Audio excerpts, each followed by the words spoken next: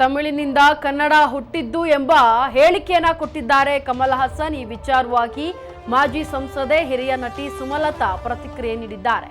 ಕಮಲ್ ಹಾಸನ್ ಕನ್ನಡಕ್ಕೆ ಅಪಮಾನ ಮಾಡಿದ್ದನ್ನ ಗಮನಿಸಿದ್ದೇನೆ. ಕನ್ನಡಕ್ಕೆ ಈ ರೀತಿ ಅಪಮಾನ ಮಾಡಿದ್ದು ಸರಿಯಲ್ಲ ಅಂತ ಇದೀಗ ಆಕ್ರೋಶವನ್ನ ಹೊರಹಾಕ್ತಿದ್ದಾರೆ. ಜೊತೆಗೆ ಈ ತರಹದ ಹೇಳಿಕೆಗಳನ್ನ ಕೊಡುವಾಗ ಸ್ವಲ್ಪ ಎಚ್ಚರಿಕೆಯನ್ನ ವಹಿಸಬೇಕು ಅಂತ ಮುನ್ನೆಚ್ಚರಿಕೆ ಹೇಳಿಕೆಯನ್ನ ಹೇಳ್ತಿದ್ದಾರೆ.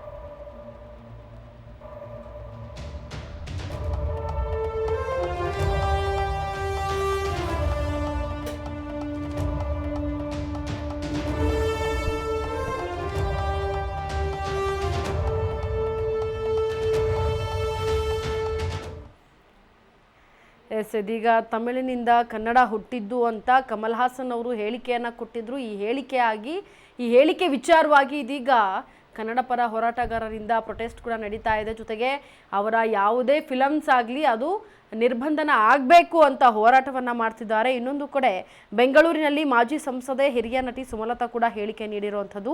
ಕಮಲ್ ಹಾಸನ್ ಕನ್ನಡಕ್ಕೆ ಅಪಮಾನ ಮಾಡಿದ್ದನ್ನು ನಾನು ಗಮನಿಸಿದ್ದೇನೆ. ಕನ್ನಡಕ್ಕೆ ಈ ರೀತಿ ಅಪಮಾನ ಮಾಡಿದ್ದು ಸರಿಯಲ್ಲ. ಹೇಳಿಕೆಗಳನ್ನು ಕೊಡುವಾಗ ಸ್ವಲ್ಪ ಎಚ್ಚರಿಕೆಯನ್ನು ವಹಿಸಬೇಕು. ಇನ್ನು ಕನ್ನಡಕ್ಕೆ ಅಪಮಾನವೆಂದರೆ ಯಾರೂ ಕೂಡ ಅದನ್ನು ಸಹಿಸೋದಿಲ್ಲ. ಕ್ಷಮೆ ಕೇಳುವುದು ಬಿಡುವುದು ಅವರಿಗೆ ಬಿಟ್ಟಿದ್ದು.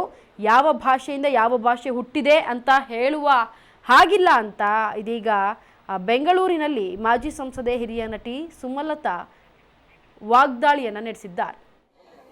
ಸೊ ಏನೇ ಇರಲಿ ಅವರ ಅಭಿಪ್ರಾಯ ಅವರು ತಿಳಿಸಿದ್ದಾರೆ. He is a senior artist, ಆ ಗೌರವ ಇದೆ ನಮ್ಮೆಲ್ರಿಗೂ. ಆದರೆ ಈ ಒಂದು ಹೇಳಿಕೆ ಖಂಡಿತ ಕನ್ನಡಿಗರಿಗೆ ನೋವು ಕೊಡುವಂಥ ವಿಷಯನೇ ಇದು. ಯಾರೂ ಅಂದರೆ ನಾವು ಯಾರು ಪಂಡಿತರಲ್ಲ, ಭಾಷಾ ಪಂಡಿತರಲ್ಲ. ನಾವು ಯಾರೂ ಅಷ್ಟು ಸಾವಿರಾರು ವರ್ಷಗಳ ಹಿಂದೆ ಹೋಗಿ ಯಾವುದು ಫಸ್ಟು ಯಾವ ಭಾಷೆಯಿಂದ ಯಾವ ಭಾಷೆ ಹುಟ್ಟಿದ್ದು ಅನ್ನೋದು ನಮ್ಗೆ ಯಾರಿಗೂ ಖಂಡಿತ ಗೊತ್ತಿದೆ ಅಂತ ಯಾರು ಹೇಳೋಕೆ ಬರಲ್ಲ. ಸೊ ಅಂಥ ಗೊತ್ತಿಲ್ಲದೆ ಇರೋ ವಿಚಾರ ಬಗ್ಗೆ ನಾವೆಲ್ಲರೂ ಸ್ವಲ್ಪ ಯೋಚನೆ ಮಾಡಿ ಮಾತಾಡಿದ್ರೆ ಚೆನ್ನಾಗಿರ್ಬೋದು. ಹೆಮ್ಮೆ ಆದ ವಿಷಯ ಇದು ತುಂಬ ಒಂದು ಸೆನ್ಸಿಟಿವ್ ವಿಷಯನೂ ಅಷ್ಟೇ. ಸೊ ಏನೇ ಇರಲಿ ಅವರ ಅಭಿಪ್ರಾಯ ಅವರು ತಿಳಿಸಿದ್ದಾರೆ. He is a senior artist, ಆ ಗೌರವ ಇದೆ ನಮ್ಮೆಲ್ರಿಗೂ. ಆದರೆ ಈ ಒಂದು ಹೇಳಿಕೆ ಖಂಡಿತ ಕನ್ನಡಿಗರಿಗೆ ನೋವು ಕೊಡುವಂಥ ವಿಷಯನೇ ಇದು.